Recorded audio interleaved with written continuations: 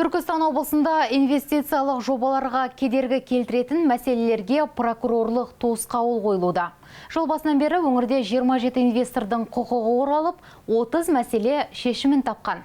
Осы бағыттағы жұмысты күшейту мақсатында бас прокурордың бірінші орынбасары Жандос Өмірәлиев инвесторлармен ашық кездесті.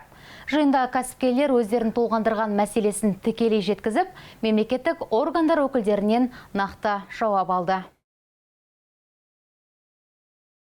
Кездесуге Қазақстан Республикасының бас прокурорының бірінші орынбасары, Түркістан облысының әкімі, облыс прокуроры, мемлекеттік орган басшылары, кәсіпкерлер мен инвесторлар қатысты. Жиында инвестициялық жобаларды қолдау, кедергілерді жою және кәсіпкерлердің құқықтарын қорғау мәселелері талқыланды. Инвесторлар өздерін толғандырған сұрақтарын қойып, жауапты мамандардан нақты жауап алды. Сондай-ақ бас прокурордың бірінші орынбасары Жандос Өмірәлиев мемлекет басшысының маңызды шешімдері еліміздің инвестициялық ахуалын жақсартуға оң әсер етіп жатқанын атап өтті.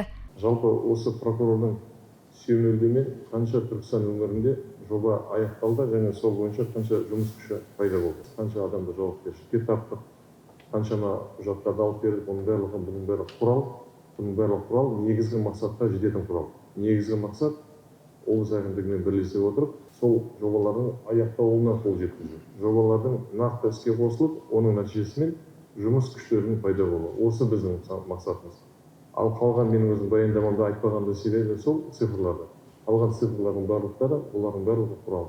Бұл енді былай қарағанда еліміз үшін, қоғам үшін ол маңызды емес, ол біздер үшін іштегі өзіміздің бақылауға үшін маңызды, ал маңыздысы нақты баяндамамызда келесіде айтқан кезде біз осыдан бастауымыз керекпіз. Қанша жоба аяқталды, былайша айтқанда қанша завод қосылды, қанша жұмыс күші пайда болды. Бүгінде Түркістан облысында прокурорлар 3,2 триллион теңгелік 219 инвестициялық жобаны сүйемелдеп отыр. Ал жыл басынан бері 920 миллиард теңге болатын 27 инвестордың құқығы қорғалып, 30 инвестициялық мәселе шешілген. Мемлекет басшымыз отандық және шетелдік инвесторларға қолайлы жағдай жасау, сондай-ақ олардың қорғау мемлекеттің басты басымдықтарының бірі екенін ерекше атап өтті. Осыған орай өңірімізде бұл бағытта жүйелі жұмыстарды қарқынды жүргізілуде. Қазіргі таңда облыстың инвестициялық портфелінде өнеркәсіп, агроөнеркәсіп кешен, құрылыс, энергетика, туризм және тағы басқа салаларда ірі жобаларымыз бар. Бұл жобалардың іске асырылуы жаңа жұмыс орындарын ашуға, салық түсімдерін ұлғайтуға және өңірдің экономикалық әлеуетін арттыруға мүмкіндік береді. Біз үшін инвестиция көлемі ғана емес, әрбір инвесторлардың өңірде өзін сенімді сезінуіне аса маңызды.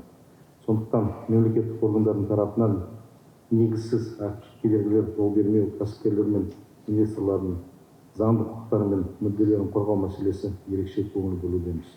Жандос Өмірәлиевтің айтуынша инвестор мәселесін шешу бір жобаның ғана емес, өмірдің инвестициялық белсенділіктің дамуына жол ашады. Бүгінде елімізде прокурорлар 3000-нан астам инвестициялық жобаны сүйемелдеп келеді.